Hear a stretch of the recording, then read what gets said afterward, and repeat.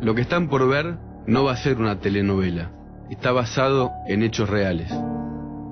No habrá personajes, habrá personas. Son los protagonistas de los 12 años de gobierno de los Kirchner. Una decena de voces van a reflexionar sobre todo esto. Soy Nicolás Wiñaski y los invito a ver Ficción K, el documental de Relato.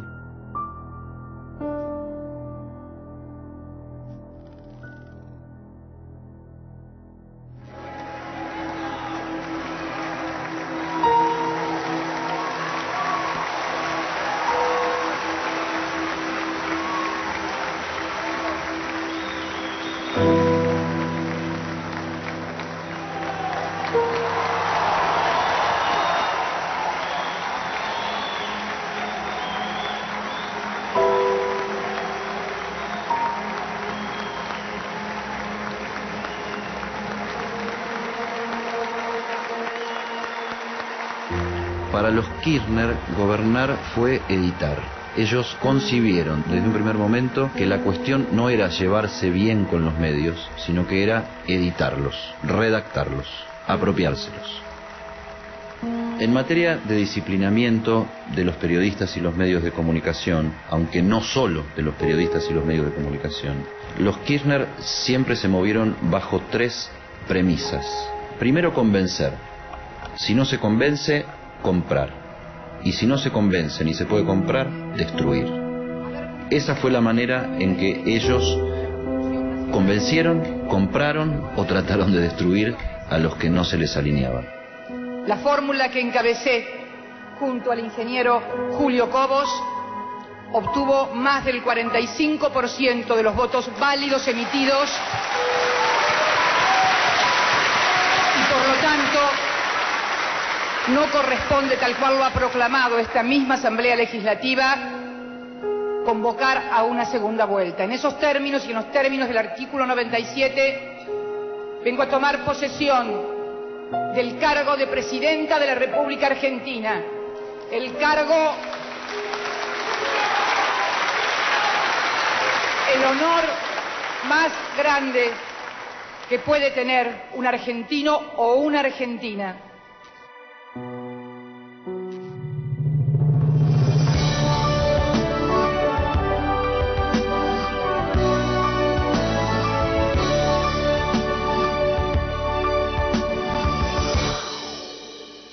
Néstor Carlos Kirchner nace en Río Gallegos, capital de la provincia de Santa Cruz, el 25 de febrero de 1950. Sus orígenes se remontan a varias generaciones que habitaron desde comienzos del siglo XX la Patagonia Argentina.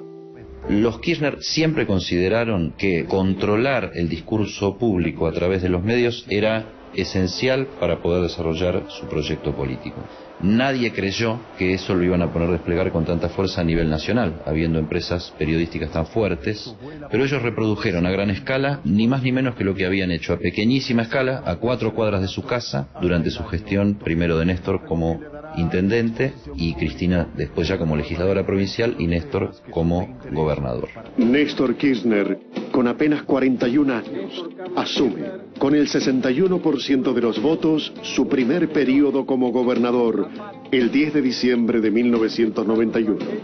Originalmente los Kirchner no tenían medios propios, pero su manera de ejercer el poder hacía que se relacionaran con los medios, la radio local, La Opinión Austral, que es el diario de siempre en Santa Cruz, como si fueran propios. La leyenda cuenta que habiendo viajado por cuestiones de salud a Buenos Aires, el dueño de La Opinión Austral, los Kirchner llegaron a editar la tapa del diario.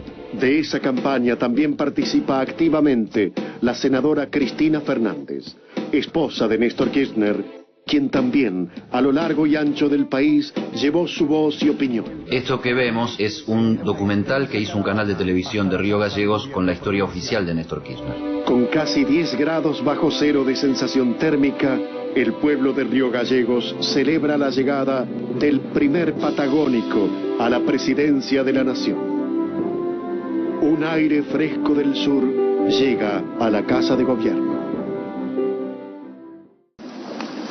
Usted mencionó que es un empresario que hace muchos años trabaja. ¿Por qué justo en la época del kirchnerismo tuvo su mejor época de prosperidad? Porque hay un hombre que pensó que los empresarios locales también tenemos la oportunidad de tener participación en el desarrollo de cualquier actividad. Desde el primer momento, Kirchner se rodea de personajes de su más íntima confianza que después terminan siendo conocidos por todos los argentinos. Entre sus asesores de más baja monta están Ruy Ulloa Igor, que es chofer de Néstor Kirchner y luego pasará con el tiempo a convertirse en empresario de medios. Lo mismo sucede con Lázaro Báez, quien comienza siendo empleado del Banco de Santa Cruz y luego pasa a ser el representante en los negocios del grupo Kirchner. Las licitaciones son abiertas, se publican, no se puede negociar. Y las que yo perdí, ¿qué pasa? La que gana... Hoy en Santa Cruz hay más de 7 o 8 empresas que están constituyendo. ¿Y qué pasa? Soy el único que tiene sobreprecio en la obra pública. Y todas esas empresas... El único medio independiente que sobrevivió a los Kirchner en la provincia de Santa Cruz es un medio de origen digital, por internet. Se llama OPI Santa Cruz. Y que fue el que primero en soledad y luego acercándose a los medios de comunicación, llamémosle nacionales, pasa a ser como una agencia de noticias que abastece a estos medios de informaciones provenientes de la propia provincia de Santa Cruz y que sirven también para contar la historia inmediata de cómo fue el desempeño de los Kirchner en la función pública y también en su relación con los propios medios. Esta imagen que capturamos en el mausoleo de la familia Kirchner es inédita, pero también paradigmática. Es la imagen que relaciona el poder con los negocios, los intereses personales con la cosa pública, una verdadera sociedad anónima. Muchos de cuyos socios gozan de la impunidad que otorga pertenecer al círculo áulico y exclusivo donde se cocina el poder.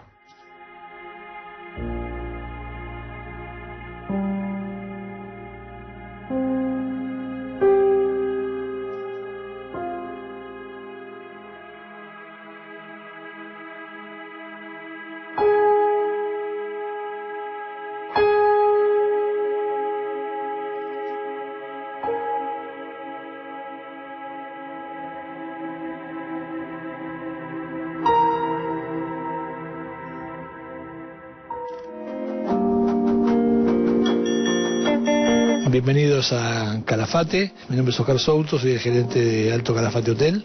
Los Kirchner, pero sobre todo Cristina, tuvieron un discurso a veces anticapitalista para la tribuna, para la gilada.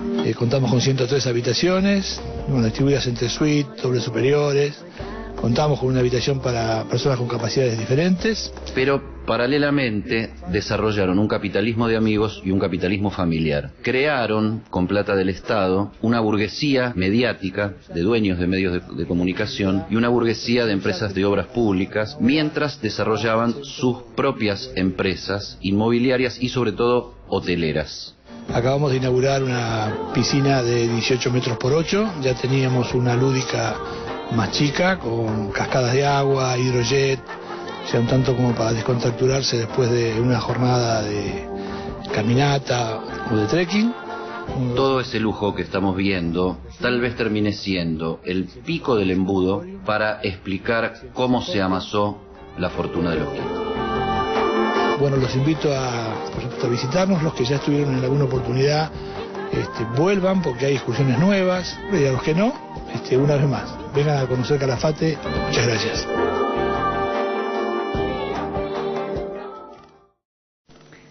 Señores gobernadores de las provincias argentinas, señores y señoras legisladores, amigos, militantes, prensa nacional y extranjera, que seguramente la hay. Bueno, aquí estamos después del golpe, de uno de los tantos golpes que he sufrido. Pienso que en el ADN del kirchnerismo tiene que estar necesariamente ese aislamiento de un viejo campamento militar del sur del país, ese viento, esas lluvias, ese barro, y por qué no el aburrimiento que esas cosas pueden llegar a generar. La figura de el vicepresidente ha adquirido un volumen y una demanda. Entró el viento del sur, debe ser ese. debe haber entrado.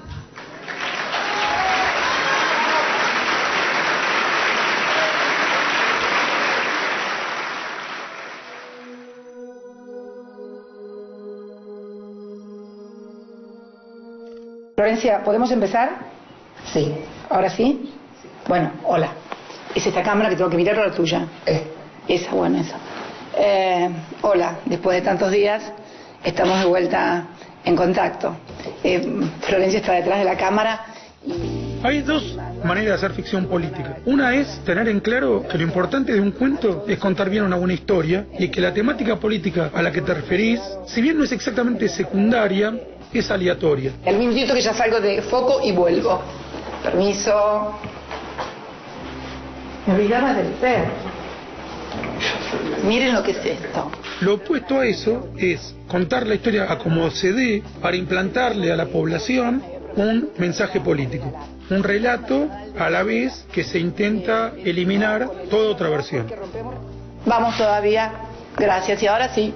Ahora nos vamos a trabajar. Simón a dormir y yo a trabajar. Chao. Gracias a todos. Y todas. Vamos, Simón. Todos los goles que tiene hasta el momento la jornada. Todos los goles que por suerte siguen siendo de todos. Porque no se los vas a devolver a los profetas del odio, ¿no? Aquí no hay ni promoción del deporte amateur, ni una cuestión de beneficencia para que los argentinos podamos ver nuestra pasión futbolera. Lo que hay es un fenomenal programa de publicidad oficial. Si la provincia necesita el financiamiento de la nación, debe armonizar su sistema de jubilaciones.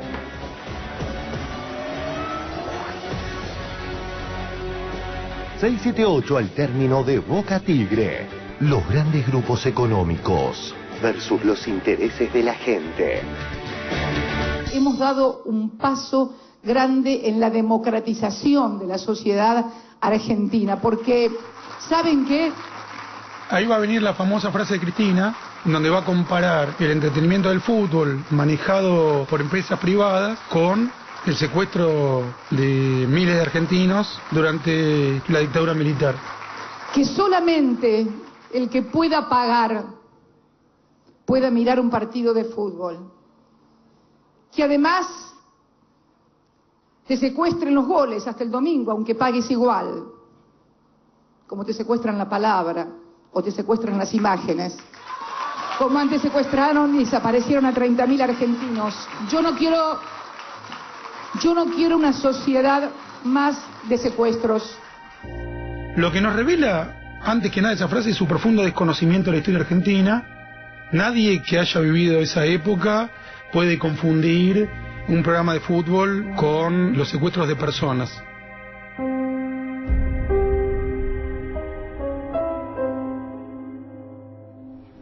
El fútbol nos pertenece a todos y todos tenemos la posibilidad de verlo y el Estado quiere estar en ese lugar para darle la oportunidad. ¿Y de qué forma lo utiliza? Utilizando los fondos estos como para la publicidad que tiene la obligación el Estado de hacer de los actos públicos, y a eso lo utiliza para la publicación de los actos públicos. Vengo a proponerles un sueño. Vengo a proponer un sueño.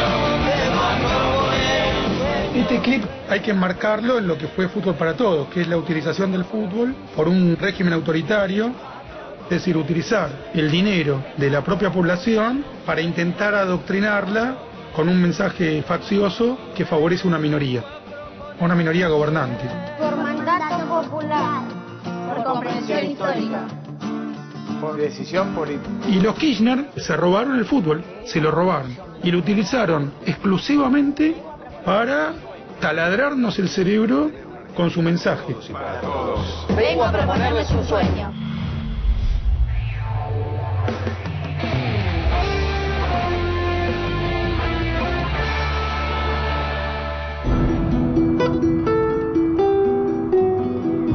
Que es el de volver a tener una Argentina con todos y para todos.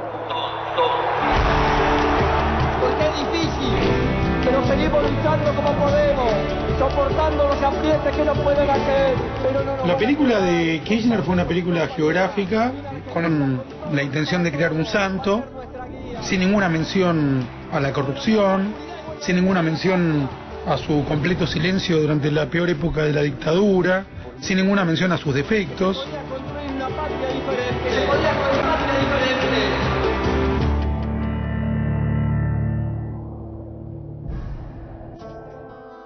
El hecho de que una presidenta le encargue a un artista hacer una película geográfica sobre su marido recientemente fallecido, luego no le guste e invierta más dinero, y en todo caso dineros públicos, para hacer otra, demuestra su mentalidad de patrona a distancia.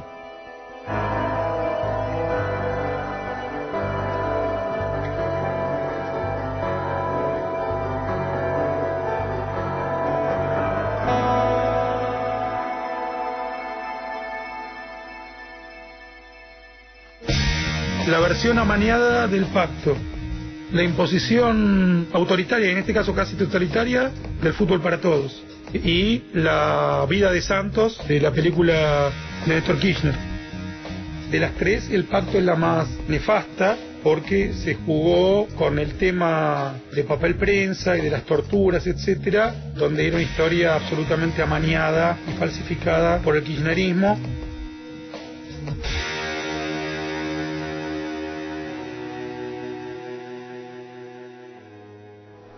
Me tienen harto con esto de la ley de medios y encima ahora esto otro. La verdad no me deja nada tranquilo lo que me contás. Esto no trae más problemas que la ley de medios.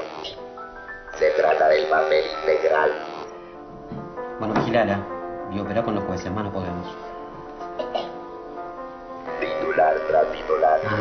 Yo no soy como vos, no tengo tanta influencia en la redacción. Me voy, llego tarde al cóctel con el embajador.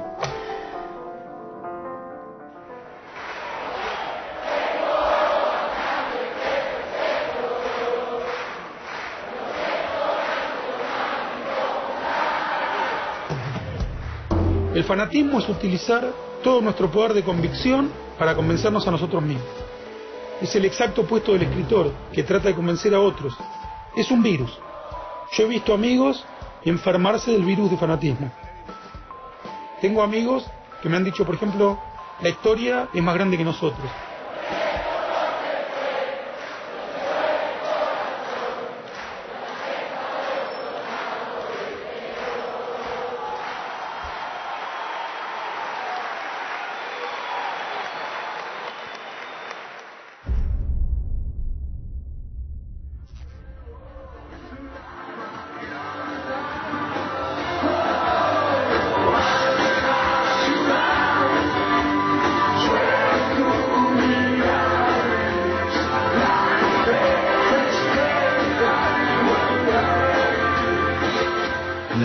Corrupción, que es no solo el llevarse bienes públicos al dominio privado, sino la degradación de lo público en general, y es lo que explica que no se pudiera hablar de la inflación, que se manipulara la emoción colectiva hablando de los muertos propios en lugar de los muertos provocados, que las estadísticas fueran permanentemente ocultadas y finalmente destruidas.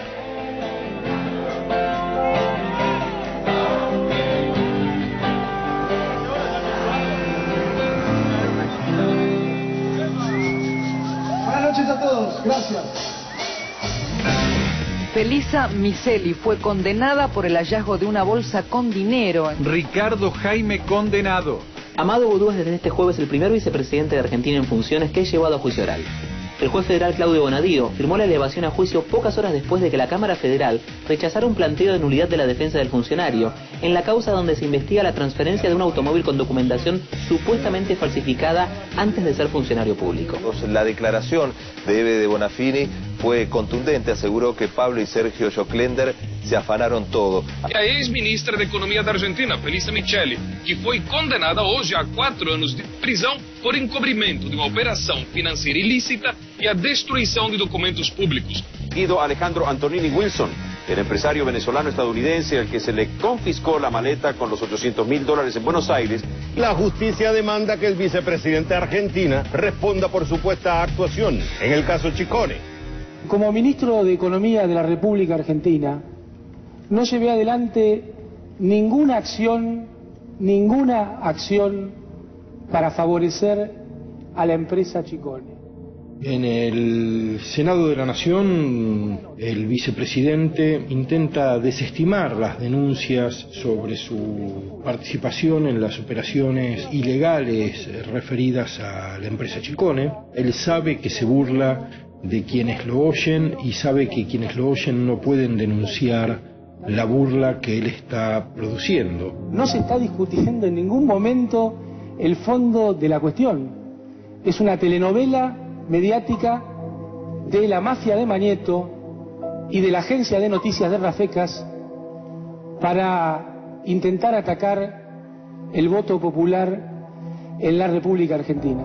Y concluye hablando de una telenovela mediática contra el voto popular, cuando en realidad no es una telenovela aquello de lo que se habla, sino que es el modo en el que el gobierno ha ido convirtiendo la realidad en un drama que padece finalmente la población. Quiero decir que realmente es una vergüenza y es lamentable que en un día, después de un fenómeno meteorológico como el que tuvimos ayer, tengamos que estar ocupándonos de operaciones mediáticas en vez de las cuestiones de los argentinos que sufren, que todos los días tienen necesidades, y que este gobierno permanentemente está acompañando y cerca de ellos, ocupándose, repito, de las cuestiones de la Argentina real y no de la Argentina de Mañeto y La Nación y Perfil.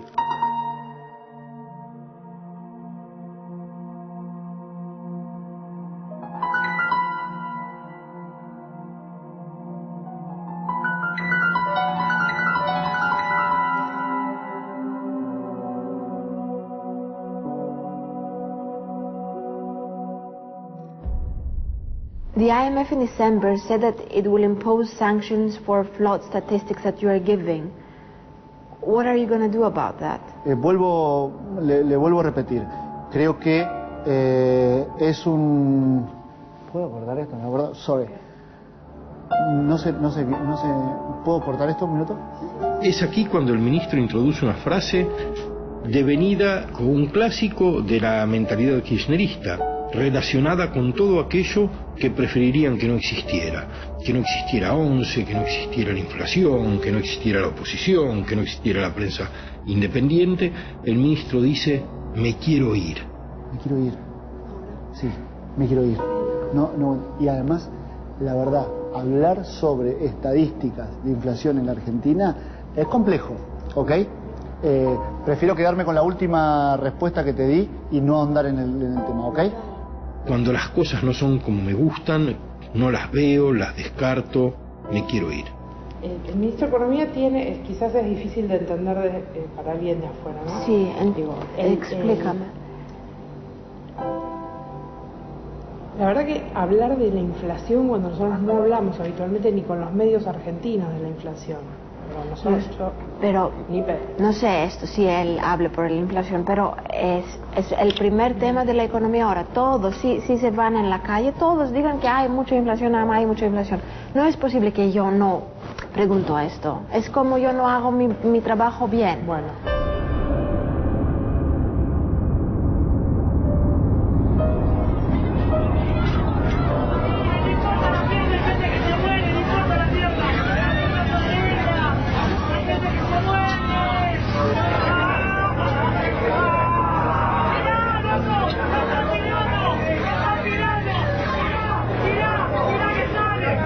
Estas son las imágenes de cómo fue el choque a las 8:32 en el andén 2 de la estación 11.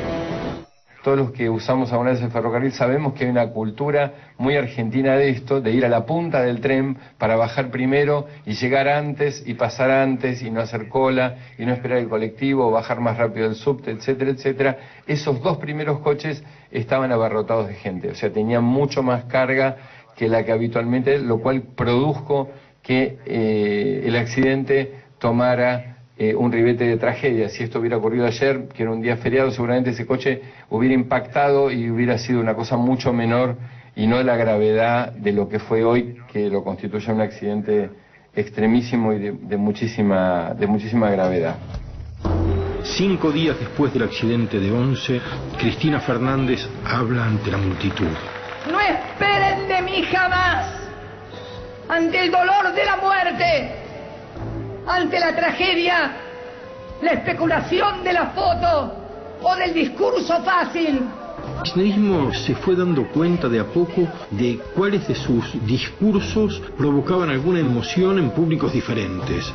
Que nadie titule mañana la presidenta le puso plazos a la justicia. Los 40 millones de argentinos y las víctimas necesitan saber qué es lo que pasó y quién es el responsable. Y en cuanto percibía que había algún contenido discursivo que provocaba emoción, sacaba la realidad de ese lugar y ponía ese discurso. Entonces, fueron sustituyendo la realidad por lo que decían de la realidad una vez y otra vez y otra vez. Somos de la gloriosa juventud Perón. Perón de vida. Ser de la bomba, los fusilamientos, los compañeros muertos, los desaparecidos.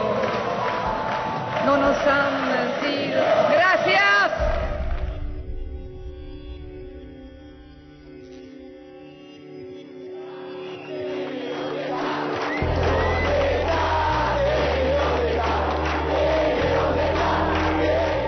Si uno quiere explicar lo que fue la intimidación de periodistas en estos años, quizá conviene concentrarse en algunos episodios puntuales que permiten percibir lo que pasaba como si fueran puntas de icebergs, permiten percibir lo que pasaba después en el ámbito más privado.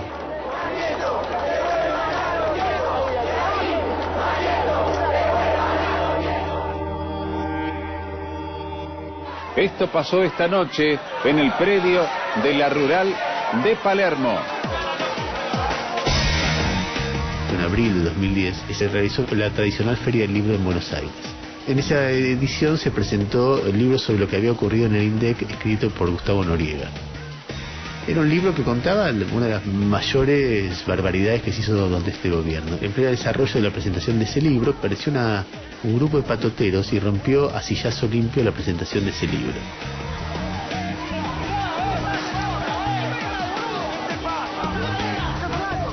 Ese acto tan oscurantista, tan medieval, yo cuando lo vi dije, bueno, esto es un quilombo nacional. En principio Cristina lo echa Moreno cuando se ve porque no puede estar de acuerdo una presidenta en que se haga una cosa así.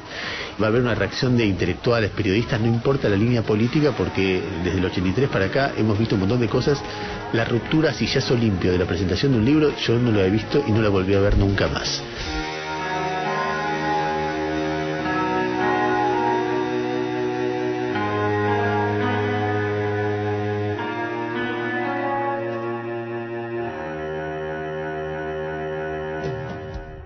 Duro cruce entre la presidenta de la Nación, Cristina Fernández de Kirchner, y el actor Ricardo Darín. La artista se había referido al patrimonio de los Kirchner con dudas en una entrevista concedida a una revista. Sí, la mandataria le contestó que sus bienes ya están declarados en la justicia, su proceso también, y le recordó al actor que fue él el procesado por una presunta estafa en la compra de un vehículo ingresado al país de manera irregular. ¡Tuiteó Campanella! Todas las mañanas en la reunión de producción nos preguntamos... Buen día, chicos, ¿cómo va? Che, ¿tuiteó Campanella? Pasamos un momento bastante feo cerca del mediodía, de las 12 del mediodía, cuando estábamos grabando unas imágenes para el programa del domingo de Periodismo para Todos. ¡Pará, flaco! ¡Pará, loco! ¡Pará! No puedo. ¿Por qué no? Che, pará, decirle que no. Flaco, no nos vamos a pegar. Chicos. Pero flaco, esta cámara es del laburo. Porque acá también, en la página 39, Eduardo Van der Koy dice: es claro aquel disparate de Jorge Capitanilla, el periodismo intenta tapar con la tragedia la cantidad de gente en las playas. No fue más que un pensamiento de la presidenta. La verdad que yo jamás dije eso, también. Yo lo único que dije es, todo esto es basura, todo el tiempo es mentira y basura. Por eso es importante que el pueblo argentino sepa quién le miente.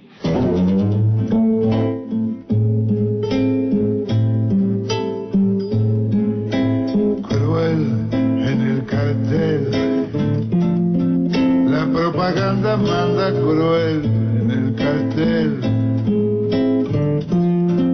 y en el fetiche de un afiche de papel se vende la ilusión. Clarín y La Nación y apareces tú Entreví a Satín y María Laura Santillán, con Nelson, con Joaquín y Julio Blanc. Todos estos episodios eran repetidos diariamente por la televisión pública con un nivel de hostigamiento que era notable. Se montó una campaña contra el periodismo donde se estimulaba desde la televisión pública para que se increpara a los periodistas en la calle, periodistas, camarógrafos, tiracables inclusive de los medios, para que se le dijeran devuelvan a los nietos en plena calle. ¿Qué le diría a Riquelme a la gente de Boca para ir cerrando, hoy que está en Argentino Junior? ¡Devuelvan a los nietos, la puta que te parió!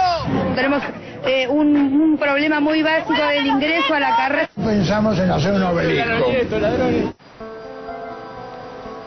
Un tercer episodio se produjo también por aquellos días cuando, en el marco del recordatorio por un nuevo aniversario de la dictadura militar, se pusieron fotos de animadores de televisión y de periodistas en la calle para que muchas personas las escupieran.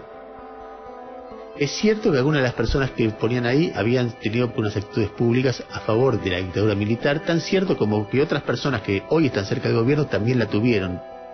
Se utilizaba lo que habían hecho en el pasado para hacer un escarnio público, omitiendo que otras personas habían hecho lo mismo, y además dando juicios sumarios sobre actitudes que a veces fueron incorrectas, otras fueron contradictorias, y que en todo caso eran actitudes como menores dentro de lo que había pasado en aquellos años tan horribles.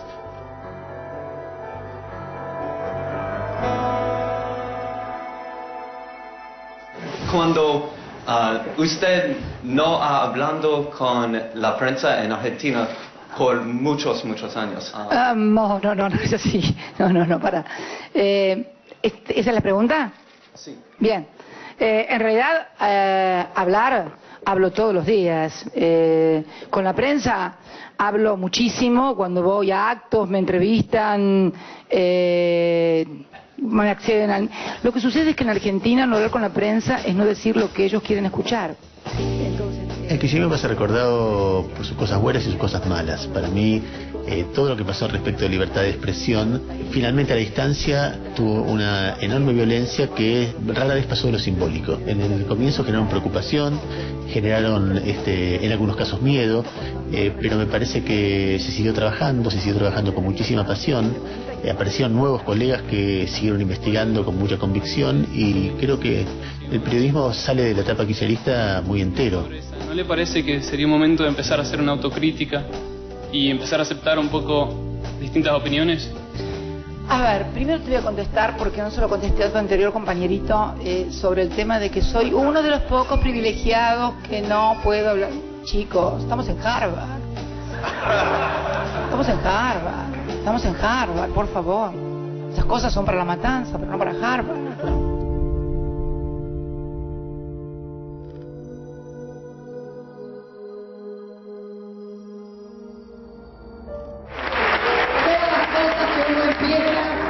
Cuando se empieza con garra, con sueños, con esperanzas, yo soy media soberbia para eso. Todo lo que hago creo que me va a salir bien. El tema de derechos humanos en Buenos Aires siempre tuvo enorme repercusión, también en el resto del país, pero mucho más, porque acá se hicieron los juicios, acá funcionó la central de CONADEP, etcétera. Por lo tanto, y aconsejados seguramente, porque no eran personas que antes se hubieran ocupado del tema, tomaron ese tema con mucha astucia, yo diría, porque los símbolos son fuertes. El tema de derechos humanos lo tomaron como un caballito de batalla. ¿Para quién de nosotros, para vos, Eve, no ha sido un sueño que haya un presidente de la nación que vaya y descuelgue el cuadro de Videla? Con la política de derechos humanos, de preservar la memoria de los argentinos, y que seguramente tendrá en otro de los símbolos que se busca dar en este día donde se cumplen 28 años del golpe militar. Cuando Kirchner hizo bajar el cuadro de Videla, la verdad es que yo me enojé, me molestó muchísimo, porque es como si bajando un cuadro se pudiera remediar el mal que se hizo. Y mal que nos pese, a Videla lo apoyó mucha gente, fue presidente, por lo tanto mejor que estén todos los presidentes, los mejores, los peores, los dictadores y no dictadores, y nos hagamos cargo de nuestra historia. que un grupo de ex trabajadores de medios de comunicación privados y las madres de Plaza de Mayo se concentraron en el centro de la capital de ese país para realizar un juicio simbólico contra el grupo Clarín. ¿Quién tiene el derecho a hacer un juicio público a una persona con la honorabilidad que tiene Magdalena Ruiz Guiñazú? Es que acá en estos años la palabra juicio hay que relativizarla. Les recordamos la dinámica de este juicio ético y político al grupo Clarín. Bueno, mira, acá estamos viendo una escenografía de un juicio público, lo más contrario a la República y a la división de poderes, donde un grupo de madres, con un abogado que yo llegué a respetar mucho y que no entiendo, Eduardo Barcesá, cómo terminó con sus conocimientos enredado en esto, juzgando a un grupo de comunicaciones como el grupo Clarín. Aquellos que consideren la inocencia del grupo, por favor, levanten la mano. Aquellos que consideren la culpabilidad del grupo, por favor, que levanten la mano. Cuando uno cree que alguien tiene un compromiso con una cuestión delictiva, tiene que ir a la justicia y llevar todas las pruebas y que la justicia decida. Joaquín Morales Solá, Magdalena Ruiz Guiñazú. Los tribunales públicos son exactamente lo contrario de la justicia. Con respecto a los medios, ya dije, ahora con respecto a los periódicos, yo creo que cuando yo era chica no había papel higiénico, usábamos diario. Llevemos al baño, que es para el único lugar que sirve. Gracias.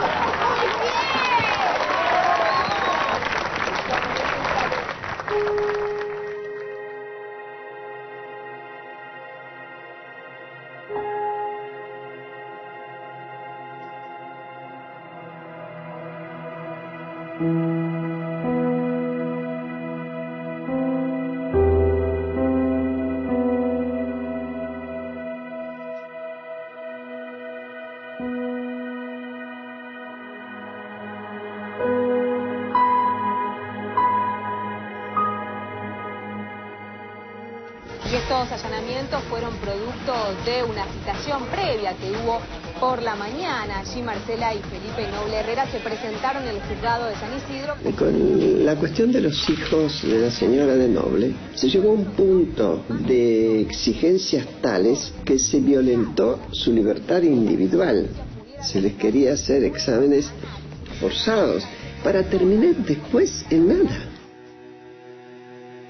Las abuelas empezaron la investigación, no se hizo una investigación correcta al final, como se demostró, y para cuando se terminó de hacer, se demostró que no era lo que se había sospechado. Ahora nadie se fue y le dijo, señora, chicos, perdón. Los hijos de Noble. ¿Se viene el jaque mate?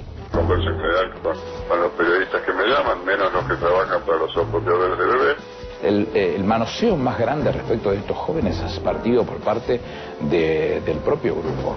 Florencio Randazzo reiteró que el objetivo del gobierno es que se conozca la verdad. Y seguramente que los chicos son víctimas y deben tener miedo de confirmar que su madre adoptiva cometió un delito de lesa humanidad. 678 Kids. A ver, atención acá. Una persona X le saca los hijos a una persona Y torturada y desaparecida por el gobierno militar. La persona X sabe quién es la persona Y y entonces acepta contrastar los ADN de los chicos con las familias H y Z, que sabe que van a dar negativos, pero no acepta contrastarlo con el resto de las familias porque sabe que van a dar positivos. Quedó clarito, ¿no?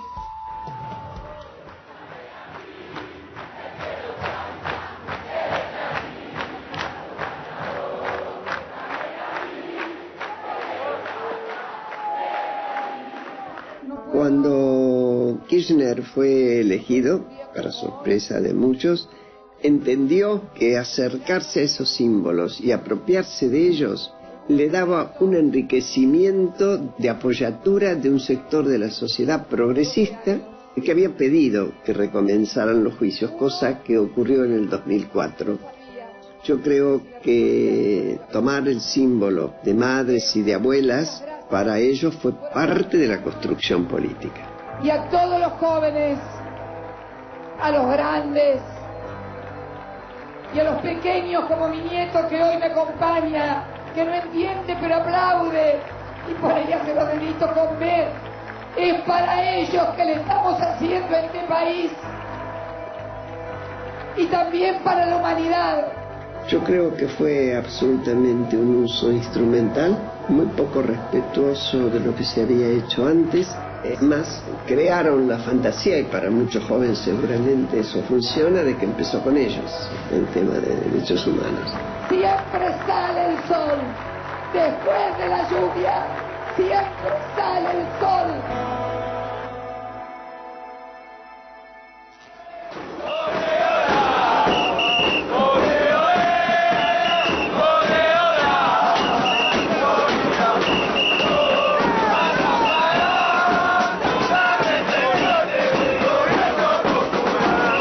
Esta es una de las primeras apariciones públicas de Moreno en la época de la lucha contra el campo por la 125, en las puertas de la Secretaría de Comercio. Lo vemos como secretario de Comercio en la calle arengando a sus compañeros kirchneristas de una manera que no corresponde de ninguna manera con la jerarquía de un secretario de Estado.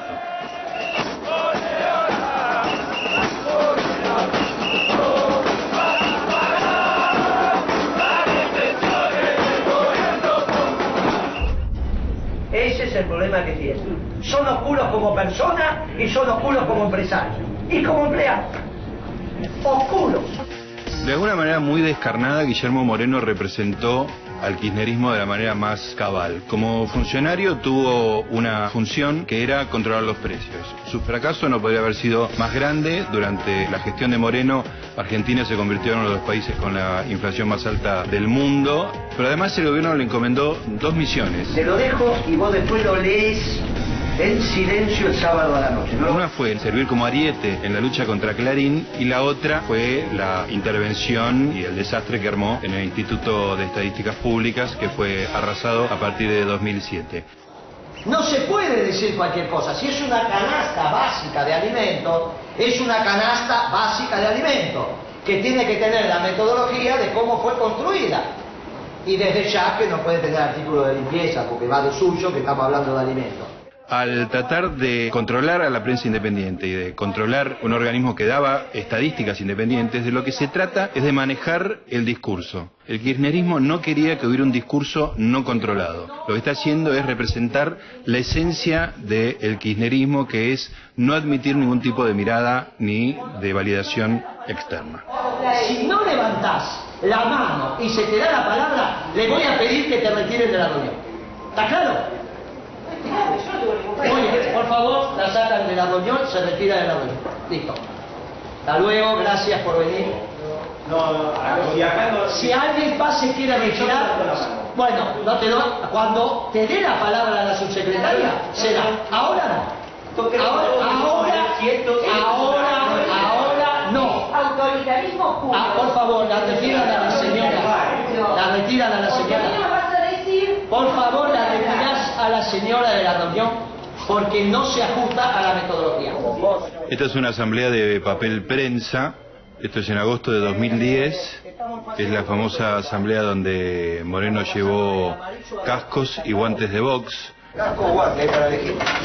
Porque después dijo que nos tenemos que portar bien. Y la última vez dijo que no nos portamos bien, vino un hippie de una trompa y se rompió el dedo. Entonces ahora para que no se rompa el dedo. Casco o guante, ¿quién para elegir? Primero apaga la luz y después manda a uno de sus acompañantes a pararse delante de la cámara para que no se vea. El efecto es paradójicamente más inquietante, porque lo único que se escucha en todo este fragmento es el discurso crecientemente violento y cada vez más fuerte de Moreno, indicando que ahí no se iba a votar. Soy claro y contundente. Y el audio solo, con el traje tapando la imagen, es como una especie de representación en off de la locura y la violencia. Se banca lo que tenga que bancarse. Acá no se vota. ¿Está clarito? Acá no se vota.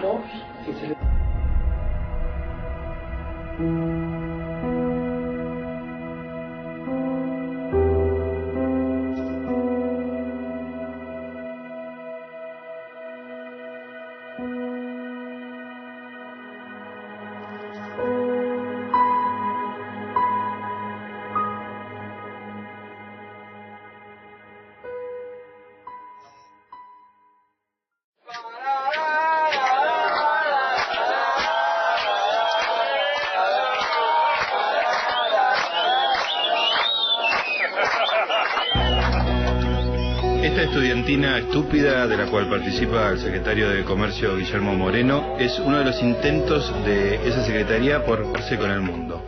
Las misiones económicas eran a Vietnam y Angola.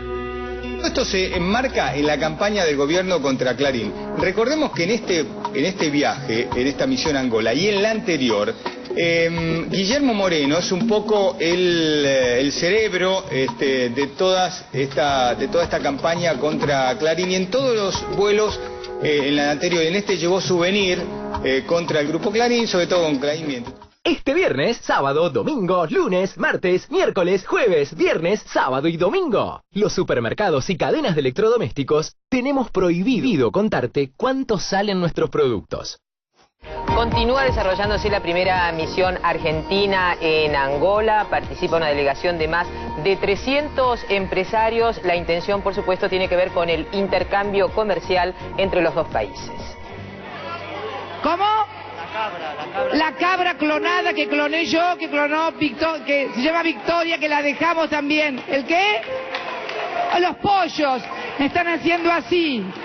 Los pollos. El miedo fue una de las armas del kirchnerismo para imponer 12 años de delirio ideológico. Tuvieron miedo los trabajadores del INDEC cuando fueron desplazados de sus tareas. Tuvieron miedo los empresarios cuando aparecía Moreno y les hablaba de esa manera, o cuando tenía reuniones y ponía un revólver arriba de la mesa. Tenía miedo la gente que opinaba y después corría el riesgo de que la presidenta lo señalara desde el atril presidencial y mandara a la FIP para controlar el estado de sus cuentas.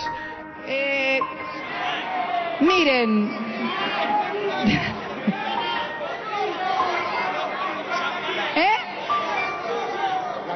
iPad, grifería, batidoras, licuadoras, anteojos, las mochilas que no hacíamos. Es insoportable. Es insoportable.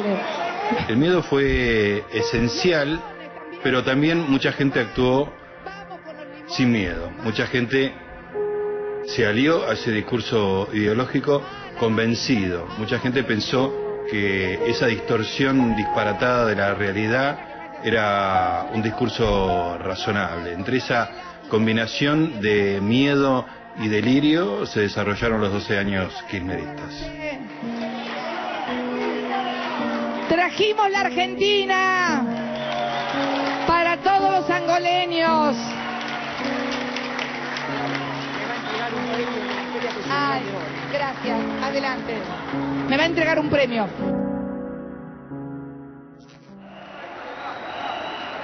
La votación resulta afirmativa. Afirmativo 146 votos, 3 votos negativos.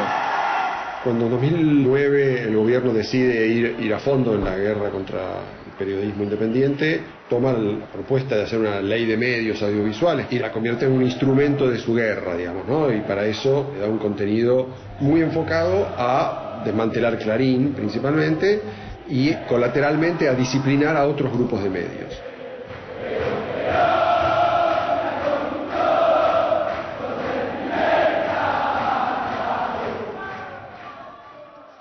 Queremos que marques un día importante en el calendario, el 7 de diciembre, o como vamos a llamarlo desde ahora, 7D. El 7D era la fecha de conclusión de una medida cautelar que protegía a Clarín de la aplicación de los artículos de desinversión de la ley hasta el momento en que se resolviera la cuestión de fondo, que era si eran esos artículos constitucionales o no. Una verdadera cadena nacional ilegal. Y el spot argumenta sistemáticamente sobre esto, presentando a Clarín como un actor corporativo que desafía a las autoridades constitucionales. Ese argumento es el que va a sostener la pretensión de ilegalidad del adversario, ¿no? Clarín no solamente está en contra de esta ley en particular, sino que está en contra de la ley en general, está en contra de la Constitución y de la democracia. ¿Puede un grupo empresario estar por encima de las instituciones democráticas de un país? Claro que no. Por eso, si el Grupo Clarín se sigue negando a cumplir con la ley, el Estado se verá obligado a llamar a concurso público, garantizando las fuentes de trabajo. El gobierno planteó que una vez que terminara la cautelar le iba a aplicar a Clarín la ley de oficio. Finalmente fue que los jueces extendieron la cautelar y frustraron el intento del gobierno. Como cualquier hijo de vecino. 7D. De diciembre. De diversidad. De democracia. Cuando algunos preguntaban, seguro a todos ustedes les habrá pasado lo mismo, esta maravillosa fiesta del domingo. Ay, pero cómo tomaron el fallo de la Cámara, lo sorprendió. Eso es obvio. Digo, ¿cómo se iba a sorprender eso? Era obvio que esa Cámara de mierda iba a hacer lo que había hecho. ¿Qué duda teníamos, compañeros? Que esos jueces comprados por Clarín iban a votar para Clarín. ¿Lo sorprendió eso? Obviamente que no. Nosotros tenemos que tener claro que si la ley no sabe, hay que arrancársela con toda la fuerza que tiene el pueblo para hacerlo. Arranquémosle a la Corte la decisión que es nuestra. Saquémosela de la mano y si tenemos que tomar el Palacio de Tribunales, tomémoslo, compañeros.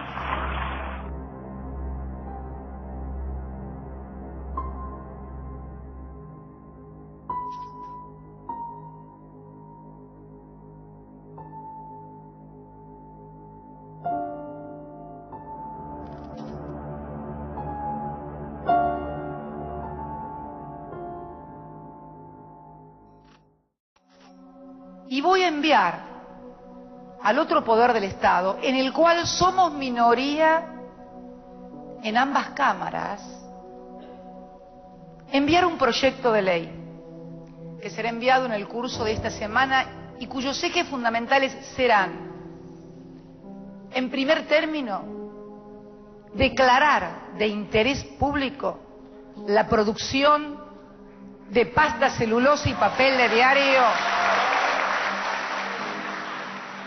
La ley de papel de diario pretendió regular un mercado de compra y venta de papel que hasta ese momento funcionaba de forma bastante transparente, no había problemas ni de provisión ni de precio, pero con el argumento de que el control por parte principalmente de Clarín y La Nación de papel prensa ejercía un monopolio o alguna forma de discriminación contra diarios pequeños del interior que supuestamente eran afectadas por esta corporación mediática. Nosotros lo que queremos es que haya que todos los diarios del país puedan acceder a papel nacional al mismo precio. La ley de papel tuvo el efecto contrario del que el gobierno proclamó. Como tantas otras intervenciones, generó un alza de precios en vez de un beneficio para los medios pequeños del interior, que fueron los más perjudicados por esta norma.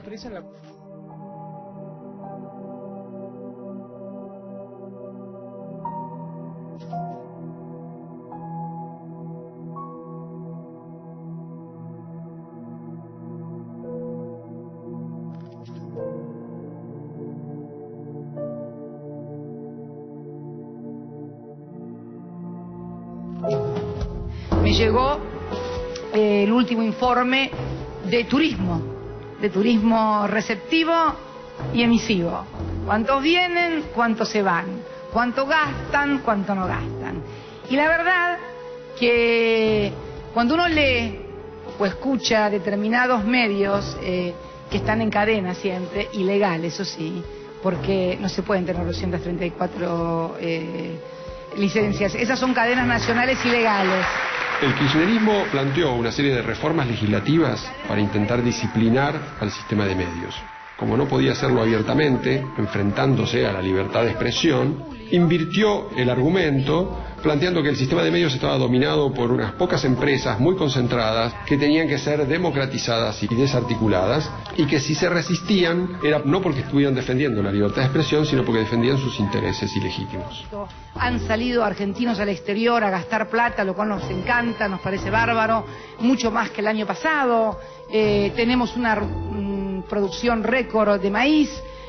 Bueno, es que, como decía antes, la cadena nacional del desánimo y el temor, y también la cadena ilegal, que tiene fecha de vencimiento, el 7 de diciembre.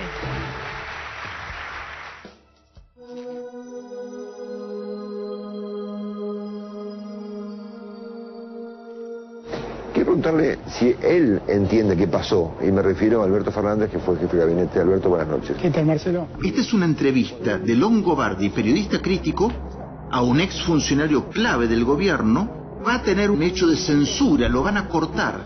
Después de esto, igual, se procede a la venta de la totalidad de los medios e inicia la titularidad de Cristóbal López sobre el conjunto de los medios de Haddad, una compra que se hizo en violación directa de la ley de medios. El papel de Guillermo Moreno es obviamente mucho más importante del que era en la época de Kirchner, ¿no? Sí, absolutamente. Absolutamente. ¿Y por qué es eso? Porque la verdad que... Pues la presidenta cree que esa es la política correcta. Yo no puedo exculpar a la presidenta de todo esto. No la puedo exculpar.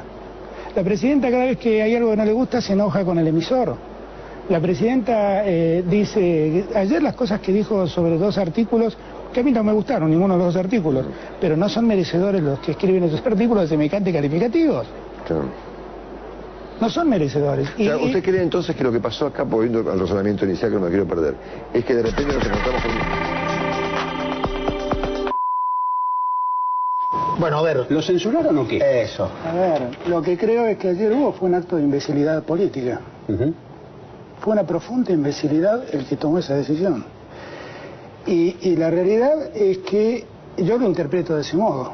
Y si alguien pensó que ese era un camino apto para que uno se calle, la verdad se equivocó. En estos años de gobierno ha habido un exceso en la voluntad de control y de censura de los medios. Pero no es un pecado exclusivo del kirchnerismo. Tenemos que cambiar de cultura política.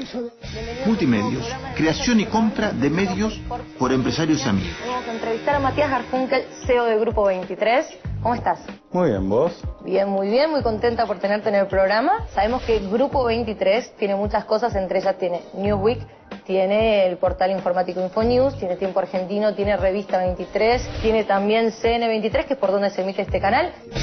Publicidad oficial discriminada a los medios favorables al gobierno y cepo publicitario a los medios opositores. Ustedes saben que la pauta en Argentina se distribuye a los amigos del poder y ha habido fallos de la Corte, tanto en Río Negro, tanto Artiaro, el propio Perfil, donde establece por qué a grupos minoritarios como Spolky u otros se llevan una torta de la pauta presupuestaria muy superior a la que tienen otros medios de mayor cuantía. Medios públicos utilizados como medios partidarios. El cierre de campaña de Cristina.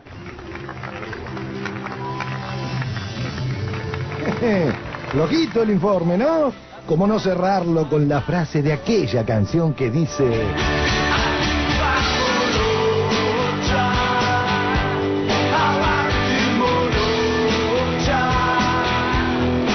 Avanti Morocha, arriba Morocha. Despido de periodistas de medios públicos o de medios amigos del gobierno. Sí, ¿nos escucha, diputado Larroque? Sí. ¿Cómo le va? Buenas tardes, Juan Micheli. No, le quería hacer una pregunta política sobre esta ayuda, porque vemos que hay muchos elementos que se han donado anónimamente que no están identificados en forma partidaria. La persona que mandó un colchón no le puso de qué partido. ¿Por qué trabajan con pecheras partidarias con estas donaciones anónimas que se han hecho? Hay de todas las organizaciones. Ajá. De la Cámpora y de todas las organizaciones. Andrés... Creo, discúlpame. Discúlpame. ¿Quién me está preguntando? ¿Me dijiste cómo es tu nombre? Juan Micheli. Te invito a que vengas a ayudarnos. Te espero hoy acá, ¿eh? ¿Cómo no? Inclusive... Te espero hoy acá cuando termine el noticiero. Un medio público es como una plaza pública. No es ni para los gordos, ni para los flacos, ni para los petizos, ni para los atros, ni para los jóvenes, ni para los viejos. Es pública, es de todos. Es el concepto más claro. Como es de todos, no es apropiable por nadie. Ayer en 678 me criticaron para que tenga y guarde, me acusan de corporativo trabajando en este canal. Porque lo que nos hace crecer no es negar una opinión, sino entender como toda opinión me hace pensar un poquitito más. El tema no es si hay libertad, sino si se puede trabajar ejerciendo esa libertad, porque de hecho yo tuve represalias al punto de que me tuve que ir del canal. Entonces, por hacer una pregunta, no puede estar en juego el trabajo de una persona para hacer una pregunta. Mirá este otro mapa que después te vamos a mostrar en detalle. Este mapa muestra en colorado a los medios vinculados, dependientes de la publicidad oficial o comprados por empresarios amigos, y los medios que no están ligados al mensaje gubernamental. Entonces ahora hablemos de monopolios. Acá lo tenemos al compañero, el principal protagonista de 7.0, mi compañero y amigo Luis Ángel de Lía. Bueno, buenas noches a todos y a todas. ¿Cuál fue la estrategia? La meta del kirchnerismo es controlar la mayor cantidad de medios posibles. Y la verdad es que eso no sirve, porque aunque hubiera muy pocos medios que no siguen su pauta, la audiencia es aquella que va a elegir qué es lo que escucha. No somos neutrales, ni la jugamos de independientes. Somos nacionales, populares y democráticos. Somos John William Cook, somos Jauretche, somos Hernández Arregui, somos el Colorado Ramos, somos Scalabrini Ortiz, somos Perón y Eva Perón, somos Evita, somos el Che, somos Néstor y Cristina, somos Perón. Reiteramos, ganó Daniel Scioli por amplia diferencia. Reiteramos, primero en C5N ganó Daniel Scioli, el gobernador de la provincia de Buenos Aires, es el nuevo presidente de los argentinos. En provincia de Buenos Aires ganó Aníbal Fernández, reiteramos. 678 estrena la última canción de Copani. ¿Cuántos medios que tengo? ¿Cuántos medios que tengo? ¿Cuántos medios que tengo? ¿Cuántos medios que tengo? Canales de aire donde se respira el aire que yo solamente decida. Canales repletos de divos y divas, donde lo más cierto es que todo es mentira. Intocable, yo me siento. ¿Cuántos medios que tengo? ¿Cuántos medios que tengo? ¿Cuántos medios que tengo? Acércate solo un instante. Escúchame si lo quieres hacer. Acá lo que hicimos con los medios es transformarlos todos en altoparlantes modulados con diferentes colores del mismo discurso. Me olvidaba. Me hizo acordar una nena. Acá también funciona Canal Encuentro y Paca Paca. A ninguno de nosotros nos gusta que nos levanten el dedo. De la misma manera, no nos gusta que una sola opinión insista en que es la única autorizada a interpretar la realidad. Ahora no nos meten más el Pato Donald, ahora tenemos a Zamba.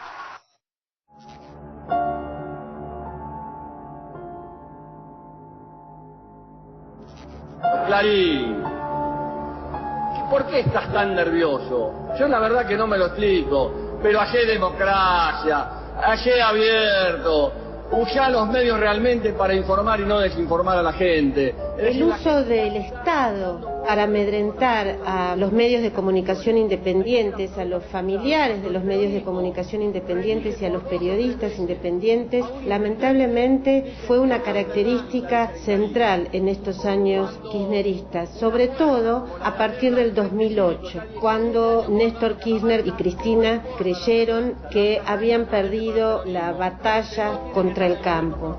¿Qué te pasa, Clarín? Tranquilízate, por Dios, te abrimos los brazos para que te pongas tranquilo, Es así. 200 fiscais da Receita Federal invadiram a sede da empresa a mando do governo e iniciaram uma gigantesca inspeção. Aquí en el ingreso en la planta baja de los edificios de Clarín, en el barrio de Constitución, están estos 200 inspectores de la FIP tratando de explicar qué hacen. ¿Le hacían falta 200 inspectores para hacer ese relevamiento? Aquí la clave de este operativo es generar miedo en la opinión pública, generar miedo en los medios de comunicación independientes, generar miedo, por supuesto, en el Grupo Clarín, entre los trabajadores del Grupo Clarín. El 30 de octubre de 1983, cuando se reinició la democracia, uno ya no podía esperar que el Estado se use contra la libertad de opinión, contra la libertad de expresión, contra la libertad de prensa. Me comuniqué con Ricardo Kirchner para manifestarle que no estaba dentro del programa establecido para el día de la fecha, ni para este mes, el procedimiento que llevó adelante algunos funcionarios que ya fueron desplazados del cargo en función de que no estaba dentro del programa previsto para hoy.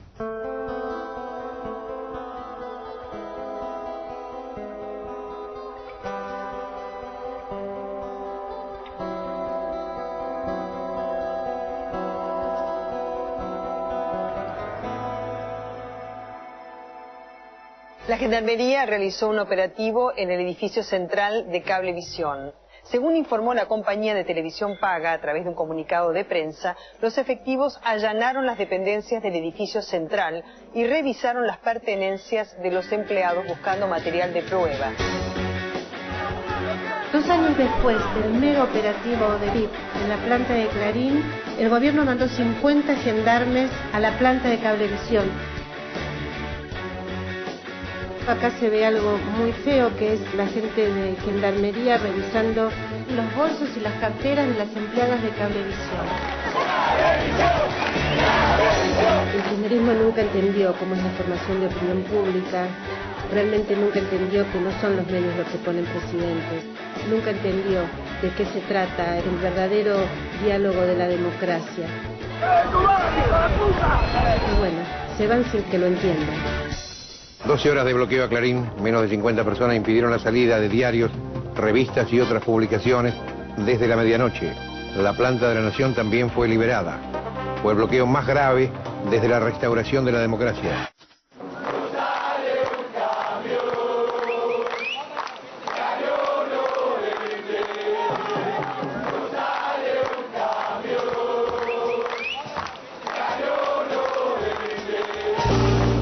Los que están bloqueando no se daban cuenta en ese momento la gravedad institucional de lo que estaban haciendo. El gobierno, de hecho, que mandó la Gendarmería para allanar a Cablevisión, no hizo nada para impedir este bochorno. Salustriana, ¿me estás escuchando? Decime, Salustriana, ¿subiste alguna vez algún subte vos?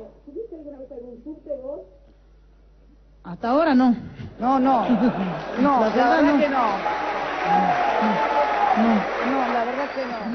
Aquí lo que hubo es un gobierno democrático que en el poder se transformó en una verdadera oligarquía, porque utilizó el Estado, los organismos del Estado, para su propio beneficio, olvidándose incluso del pueblo que alguna vez los votó. Señora Presidenta, disculpe, yo le hago una pregunta. A nosotros nos hace falta otras cosas más.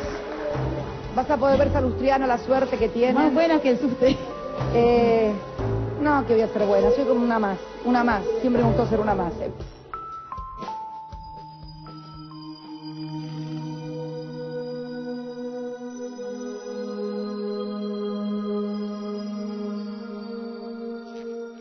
Conforme a lo establecido por el artículo 75 de la Ley 26.522 de Servicios de Comunicación Audiovisual, transmiten LRA Radio Nacional y el S82 Canal 7 la televisión pública, junto a todas las emisoras que integran la cadena nacional de radio y televisión de todo el país y el servicio internacional RAE, Radiodifusión Argentina al Exterior, con motivo de realizarse la inauguración oficial del Encuentro Federal de la Palabra.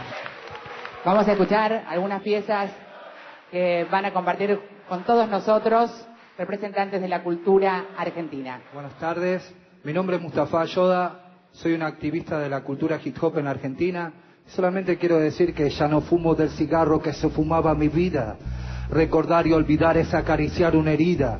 Con la mirada perdida, el amor se vuelve ciego. Gritaba socorro abrazando sus ahorros con miedo. Es importante pensar sobre la cadena nacional. Digamos. La cadena nacional es una gran oportunidad que tiene un funcionario público, en particular el presidente, para ayudar a la conversación permanente que es la democracia.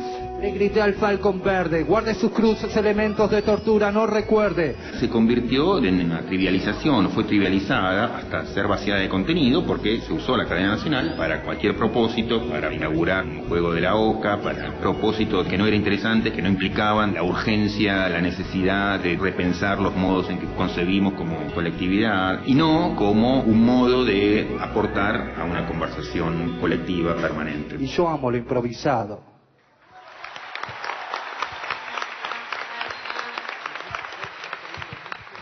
cada vez que utilizo la cadena nacional es para contar a los argentinos las cosas que les quieren ocultar, para seguir desinformando y para seguir entristeciendo el espíritu de los argentinos. Los aplaudidores encaja en esta idea, digamos, del verticalismo, donde el otro no tiene palabra, sino que tiene la palma, digamos, simplemente para sentir, no tiene espacio para decir que no, digamos, solamente tiene espacio para aplaudir, pero fundamentalmente no tiene voz, no tiene palabra. La palabra está monopolizada en el peor sentido. ¿Saben dónde va a estar él y dónde está él? Allá arriba, por el ARSAT 1 y el ARSAT 2. Él está ahí. Él está ahí, como una suerte de barrilete cósmico. Ustedes saben, hay 80 millones de diabéticos en el mundo que además tienen alto poder adquisitivo. La diabetes es una enfermedad de alto poder adquisitivo, porque son sedentarios, porque comen mucho, en fin. Me encantó la metáfora, lo de las balas de plomo que derrocaron a Perón con las balas de tinta que por ahí intentan derrocar o destituir gobiernos populares. Qué metáfora tan exacta y tan perfecta. Acá acaba de agregar un dato que yo desconocía, y que era que la ingesta de cerdo mejora la actividad sexual. No es un dato menor, además yo estimo que es mucho más gratificante comerse un cerdito a la parrilla que tomar Viagra, así que Bonelli, lo quiero nombrar con nombre y apellido, nunca lo acostumbro a hacer, pero lo tengo que hacer. No hay que silbar. El kirchnerismo exacerbó, como ya lo venían haciendo los gobiernos autoritarios, como lo hizo el menemismo, una estructura hiperpersonalista, que eso por sí solo es un problema con independencia de la figura que está en el vértice, pero después importa, digamos, cómo se ejerce ese lugar, y yo creo que eso se lo ejerció de un modo muy poco igualitario, muy poco inclusivo, muy poco dialógico.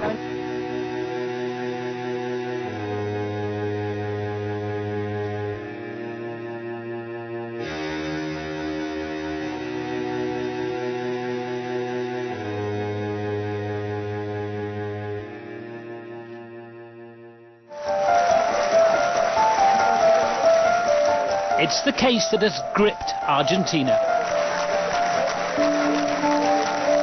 Alberto Nisman was a special prosecutor investigating the country's worst terror attack. Hours before he was due to testify in Congress, he was found dead at his luxury flat. We look at the evidence and ask, who killed Alberto Nisman? Este es un lugar y una posición un tanto inusual para comunicarme con ustedes, pero bueno, contingencias de la salud y prescripciones médicas me obligan a hacerlo de esta manera. Quiero compartir con ustedes algunas reflexiones en el día de la fecha. Me gustaría subrayar la cuestión Nisman como yo creo que es la gran metáfora que recorre, que expresa, que resume, ¿no?, de todo el gobierno. Nos dice muchísimo sobre la seguridad, sobre la justicia, sobre la palabra presidencial, sobre la degradación de la palabra, de poder decir un día no tengo dudas ni tengo pruebas, poder decir un día se ha muerto, el otro día se ha suicidado, el otro día, digamos, ha sido muerto, no tengo dudas de eso. Entonces es la degradación de la palabra pública en su máxima expresión. O sea, me parece que es una metáfora increíble, digamos, piensa en Nisman y piensa toda la década, ¿no? A propósito de esas dos cartas, y si se me permite la digresión, se intentó decir que en la segunda había cambiado de opinión respecto de la muerte del fiscal Nisman, porque decía que en la primera había afirmado que era un suicidio y en la segunda que no. Una lectura detenida, rápida, de la misma, rápido detenida, ve claramente que en la primera carta, en el segundo párrafo, cuando hablo en el primer párrafo en términos generales de la muerte y del suicidio, y cuando me refiero concretamente al caso del fiscal Nisman, en el segundo párrafo pongo suicidio entre signos de interrogación. No hay modo mejor, más rico y más doloroso, más traumático de pensar la década que pensando Nisman, ¿no?, lo que ocurrió alrededor de Nisman, ¿no?, los 10 años de su investigación más bien fallida y la humillación, digamos, posterior a la muerte, ¿no?, el tratamiento presidencial a esa muerte. O sea, me parece que es un hecho extraordinario, digamos, que revelador de las miserias, los manejos y del modo de concebir el poder, digamos, el poder, cómo se concibió en esta época de ese modo. Y yo creo que hay una magnífica oportunidad, no solo de esclarecer la muerte del fiscal Nisman, sino que ese esclarecimiento nos comience a conducir, como el hilo de Ariadna, a la salida del laberinto. Muchas gracias.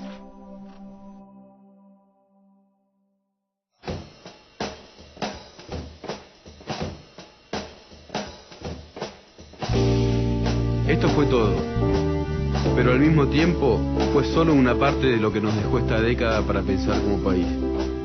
Por eso lo que sigue no es una imagen del pasado, tal vez sirva para pensar el futuro.